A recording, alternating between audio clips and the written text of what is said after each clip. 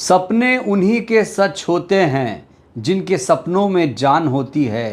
पंख से कुछ नहीं होता, हौसलों से उड़ान होती है। जी हाँ, ये कहावत चंद्रशेखर आज़ाद पर सटीक बैठती है। जी हाँ दोस्तों, चंद्रशेखर आज़ाद जो लगातार सपना देख रहे थे कि संसद जाएंगे और लोगों की आवाज़ बनेंगे, आखिरकार वो दिन आ गया।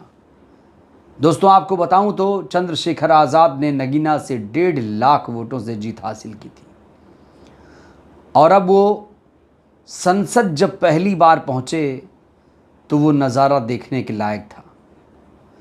दोस्तों चंद्रशेखर आज़ाद जब पहले दिन संसद पहुंचे तो भावुक हो गए।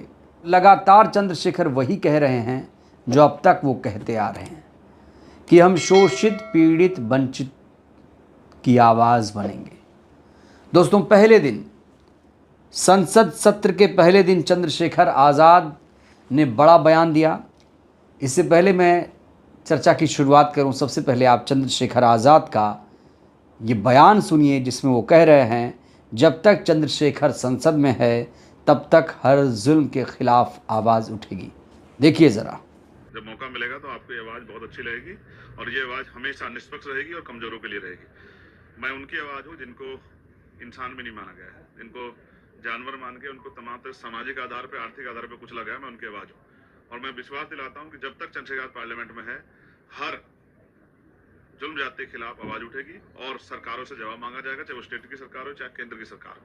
जो भी सरकार संविधान के विरुद्ध में जाके आम जनता के विरुद्ध में कोई भी काम करेगी, उनसे जवाब मांगा जाएगा। और मैं स्पष्ट हूँ कि हमें जिन लोगों ने भेजा है उन लोगों की आवाज़ उठाना हमारी जिम्मेदारी है, तो हम उसको पूर्ण रूप से निभाएंगे, चाहे वो नौजवान हो, चाहे किसान हो, महिलाएं हो या वंचित वर्ग का कोई भी तबका हो।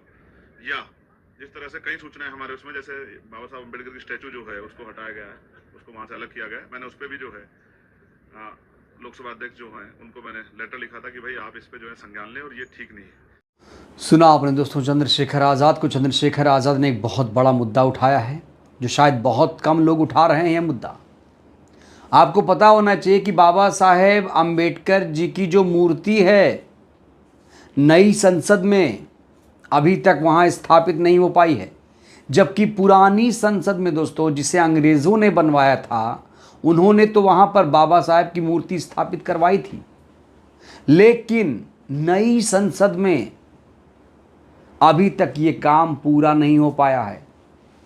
हालांकि विपक्ष के लोग लगातार आवाज़ उठा रहे हैं।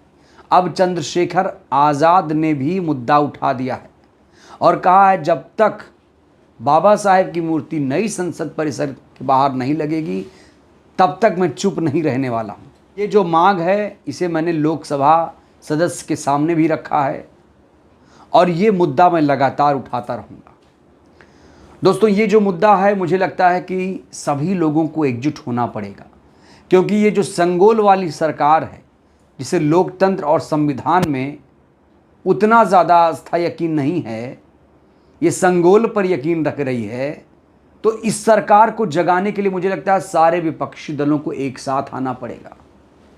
धीरे धीरे करके हर कोई बोलना शुरू कर चुका है और चंद्रशेखर आज़ाद ने भी ये मुद्दा उठा दिया है। उन्होंने साफ तौर पर कहा कि जब मैं पहुंचा यहाँ तो मुझे बड़ा अजीब लगा, बाबा साहेब के बिना ये कैसी संसद। बाबा साहेब ने हमें संविधान दिया, संविधान में लोकतंत्र है,